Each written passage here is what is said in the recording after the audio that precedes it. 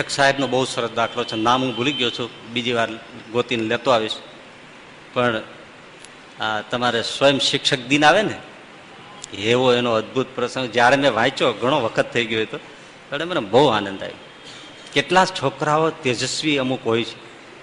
સ્વયં શિક્ષક દિન આવ્યો, એક સાહેબ હતા, પછી સાહેબ પાછળ બેઠા હોય, ગણિતનો પીરિયડ, અને એક છોકરાએ ગણિત શીખવાડવાનું લીધેલું.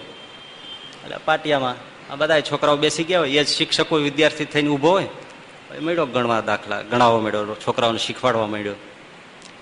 એ તો હોશિયાર વિદ્યાર્થીએ જ ગણિત વિષય શીખવાનો લીધો હોય.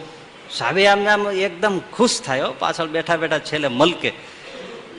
પણ એમાં ગણતા ગણતા એવી નાજુક ભૂલ એ છોકરાએ કરી. હકીકતમાં છોકરાએ સમજીને કરી હતી.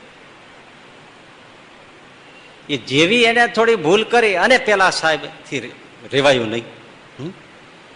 જેને જે રસનો વિષય હોય ને એમાં રે નહીં, એટલે સાહેબ થી રેવાયું નહીં. એટલે એમણે તરત ઉભા થયા.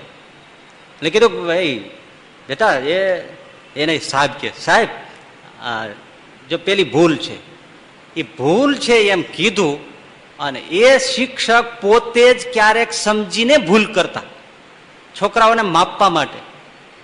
અને એમાં જે છોકરો પારખી જાય કે સાહેબે અહીંયા ભૂલ કરી છે, અને એને જ એવાઓને ગોતવા માટે ચાઈને ભૂલ કરતા, એ સ્વયં શિક્ષક દિનમાં આ છોકરાએ એની સ્ટાઇલ મારી, બોલો. અને ચાઈને ભૂલ કરી, કોઈ છોકરાને ખબર ન પડી. પણ સાહેબ જયારે જયારે ચાઈને ભૂલ કરતા, ત્યારે એમાંથી જે છોકરો, ખાસ આવો જ છોકરો, એવો છોકરો એ પકડી પાડે કે સાહેબ પણ પેલા પેલા ભૂલ છે. અને એટલા ખુશ થાય. એટલે જે હાથમાં ચોક હોય ને એ લઈને આ બોર્ડ હોય એમ સમજો, એ બોર્ડ ઉપર આમ એ જ જગ્યાએ આમ જોરથી ઘા મારે ચોકને. એટલા ખુશીમાં આવે, આમ ચોકનો બ્લેકબોર્ડ ઉપર ઘા મારે.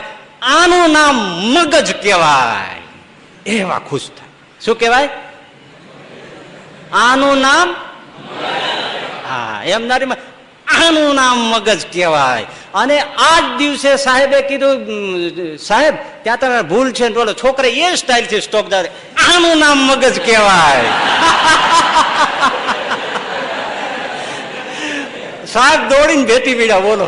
આખા સ્વયં શિક્ષક દિનનો મોટા મોટો એવોર્ડ પોતાના સાહેબે ખિસ્સામાંથી કાઢીને છોકરાને આપ્યો કે આવો સ્વયં શિક્ષક દિન કોઈ નથી ઉજવ્યો. એટલે ભણવામાં તેજસ્વીતા, શીખવામાં તેજસ્વીતા, જીવન